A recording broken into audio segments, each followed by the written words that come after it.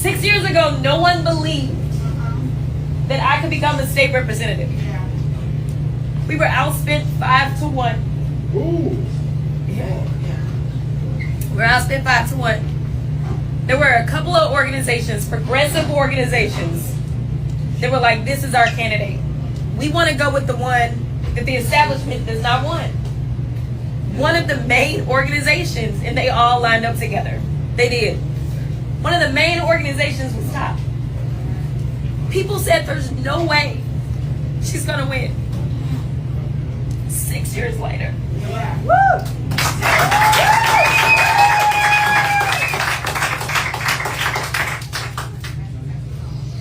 6 years later, a very short amount of time, I went from being the kid that no one thought could do it, who was out there hustling, knocking doors, putting door hangers at the apartment complexes, doing everything that I could.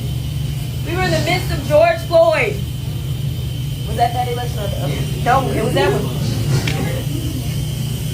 There was a runoff because I was number 2. I wasn't number 1. I made it to the runoff, and then they ended up killing George Floyd. People told me I had to go and get on the phones because we just didn't have the money. And I said, I can't do that. I gotta go do what I know is best. You don't know somebody's circumstance in the middle of this pandemic. I'm not gonna be insensitive and ask for money. Instead, I'm gonna do what I've always done. I'm gonna stand with the people as they take to the streets. There were 600 protesters arrested in Dallas County. Actually, more than that. But 600 that we represented pro bono. No one ended up with a conviction. We just did what we wanted to do, which was to help the people. And guess what? The people saw that. There were people that said, we want to help you win because we believe in you. We had over 300 volunteers for a state house race. Every vote counted. We made people believe that every single vote mattered. And here it is, 6 years later, because of the power of 90, is what I'll call it.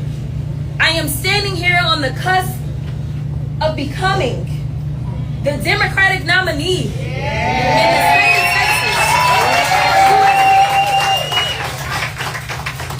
This is the power of the people. Do you know how many people along the road have told me, well, Jasmine, you're going to have to change? When I went off to Congress, they told me, you're not going to be able to be the same. I've been the same every single day that I have shown up in Congress. You know how many people said, specifically when I had the little incident with you know who? I had all these members say, we don't know if you're going to get reelected. We don't know about that. I said, one thing I didn't decide to do when I got here was to come to work and allow somebody to disrespect me. If I allow someone to disrespect me, how is it that the people that I represent will believe that I will fight for them? So I show up authentically me, that makes some people cringe. But the people are tired of politics as usual. And right now, there are so many good establishment Democrats in Texas. And they're just like, well, I mean, if you're not going to campaign and try to go get everybody who's on the right, then how is it that you're going to win? We've tried that for 30 years. There are people that say you're crazy for thinking that expanding the electorate is the path. Let me give y'all some numbers. Right now, Texas is outvoting Republicans. Democrats are outvoting. Y'all know what I mean. Democrats are outvoting Republicans right now in Texas. So is it a matter of us having to cross over and go Bramble? That's right. It is about making sure that the base is energized. A lot of people don't want to come out for a politician that just sounds like another Republican but has a D in front of their name. And here's the reality. I don't think that it's radical to say that people should have a living wage. I honestly don't even think it's partisan. I think it's just about the basics. I don't think that it's radical to say that people shouldn't be going hungry in the United States. I don't think it's radical to think that $6 a day to eat is really a joke. I honestly, and let me give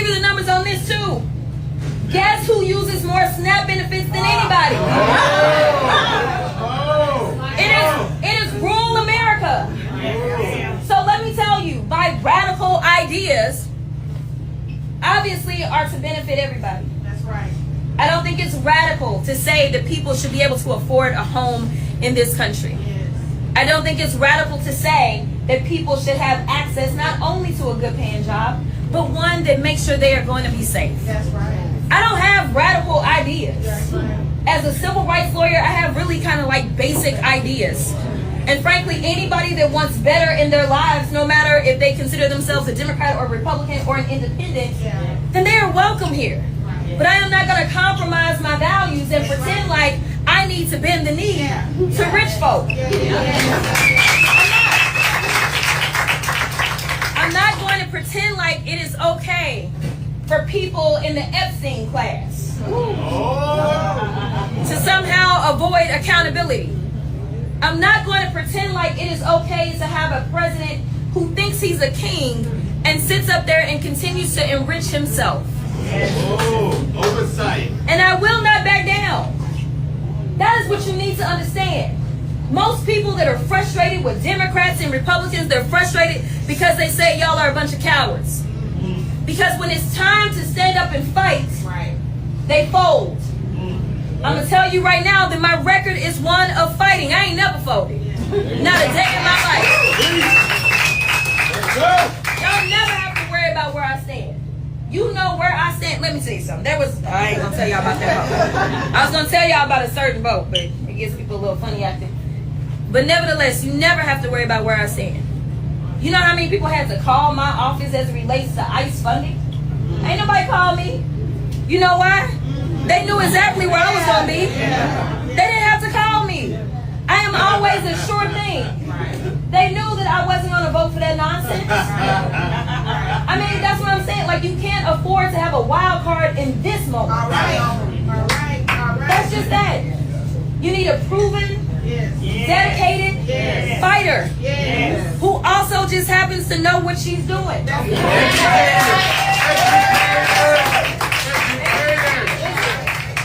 This ain't the time to send a rookie, y'all.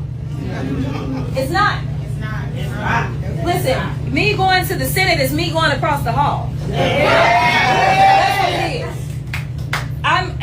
They don't call the Senate the Congress, but it is. It is the Congress, right? I am already in the Congress. And so I am the most experienced person, not just because I say it, but because I am the only one that is actually in the Congress. And for anybody that has questions about where I stand on issues, listen, we have more issues on our issues page and we could keep going than anybody else, but I thought it was so important that I lay out that I don't just say that I'm for housing reform, that I just don't say that I'm looking out for veterans, that I don't just say that I'm looking out for educational opportunities. I needed to show you what I've been doing because I don't go viral for like doing that stuff. I go viral when I clash with somebody.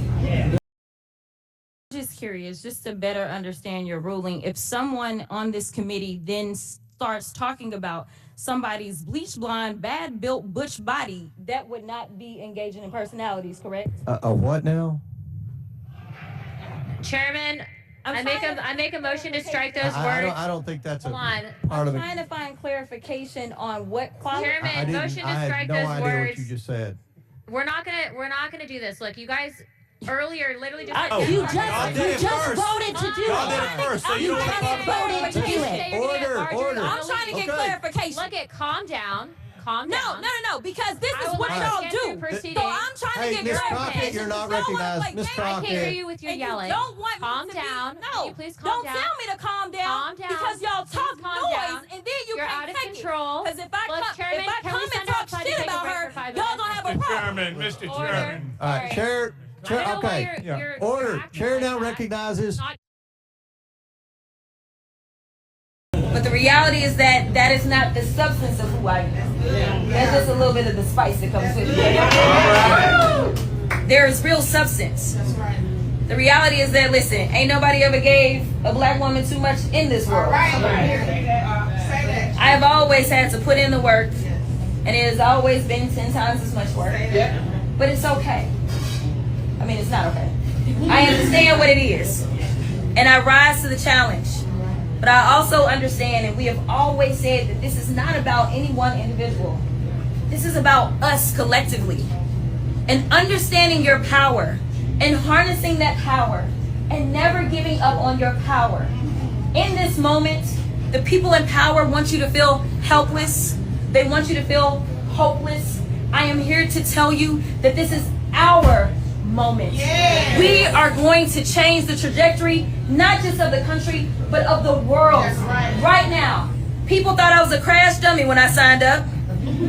They said, now Congresswoman, we need your voice in DC. I said, that's cool because you're going to be able to send me back. But it's Texas and we know how Texas acts. Yes, I know how Texas acts. But the reality is that I looked at the numbers. People don't want to accept the fact that this is a majority minority state. Yeah. And I am telling you that because I am a candidate that has the coalition that we need for Democrats to win. When y'all think about when Democrats win, who is always the number one backer of Democrats? Which demographic? Black people. Women. Black women. Black women are always first. Okay? Who's number two? All right, this one may be a little bit more difficult. Who's number three? Latinas. There we go. Let me tell you something. Every single poll, even in this primary, you know who it is that my biggest supporters are, even in the primary? Black women, number one. Black men, number two. Yeah. Latinas, number three. All right. That is the coalition. That is who we are going to have to make sure that we can motivate. Now, that doesn't mean we're leaving anybody out. I don't want y'all to think that now.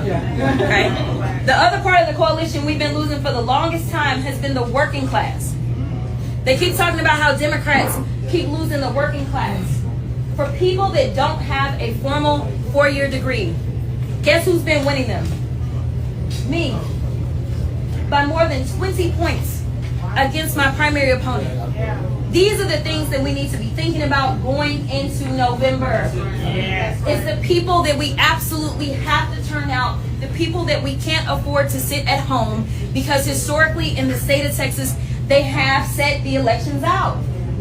You have a candidate that believes in going and talking to everyone. But as it relates to making those investments, we gotta invest in who it is that we know has been ignored. And it is those people in the coalition. It is not the Republicans. I'm just telling y'all. Now, does that mean the Republicans ain't gonna vote for me? It doesn't. Because I've already had a few. Tell me if it's such and such, I'm with you. Now, I'm not gonna tell you which candidate they dislike the most.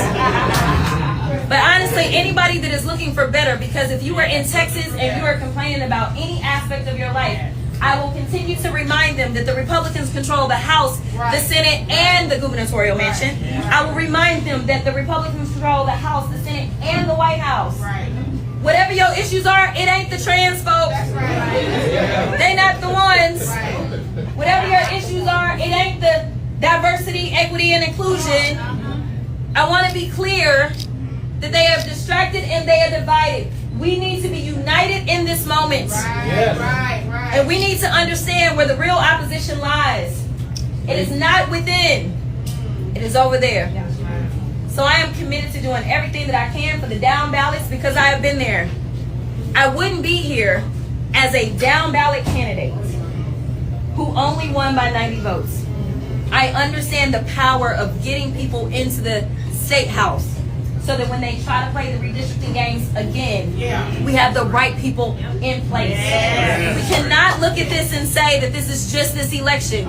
It has to be bigger than that. And do y'all understand why they're fighting so hard? Do y'all understand what comes after the midterm? It's the presidential. If they can continue to convince the country that there's no way Texas can do this, then we don't get the investments. But so long as we win, that means that the investments start to flow into our state. That's right. And you tell me how the Republicans get the White House without Texas. There's no math that maths for the Republicans. I'm telling y'all. We just heard from John Cornyn this week. He said if y'all choose wrong, we may lose. He's acknowledging this. Governor Abbott has decided that he is spending over $1 million a week against me, and he dropped this right before the primary.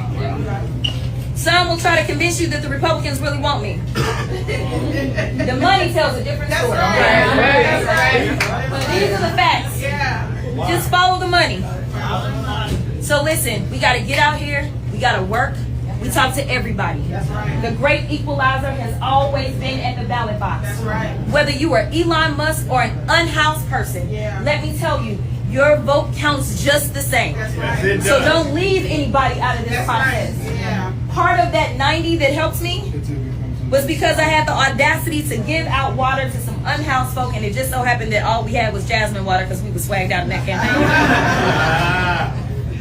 There were unhoused folk that actually came and voted for me just because I saw their humanity. I was not trying to campaign. It was hot. And we were in the midst of the pandemic. And so a lot of people were outside because of the spacing requirements. And so I just gave out water. All right. And I found out from one of my poll readers that some unhoused folk had came in to vote for me. Oh, yeah. Never underestimate the power of just having a little bit of humanity. Especially in this moment. That is my charge to you. Don't leave anybody out of this equation. Because right now we are all in the same sinking ship. So God bless y'all and let's get it.